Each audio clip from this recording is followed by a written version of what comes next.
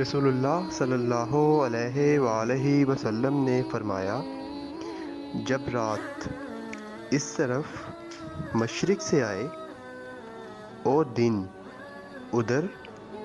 مغرب میں چلا جائے کہ سورج ڈوب جائے تو روزہ کے افطار کا وقت آ گیا۔ اسلامک ویڈیوز دیکھنے کے لیے ہمارا چینل سبسکرائب کیجیے اور بیل کا بٹن کلک کیجیے تاکہ آپ کو ہماری ویڈیوز بر وقت ملتی رہیں۔ نبی کریم صلی اللہ علیہ وآلہ وسلم نے 2 روزے اور 2 قسم کی خرید و فروخت سے منع فرمایا ہے: عید الفطر اور عید الاضحیٰ کے روزے سے، اور ملازمت اور مناسبت کے ساتھ خرید و فروخت کرنے سے۔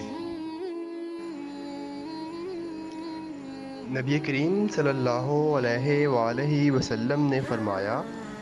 کہ کوئی عورت 2 دن یا اس سے زیادہ کے اندازے کا سفر اس وقت تک نہ کرے جب تک اس کے ساتھ اس کا شوہر یا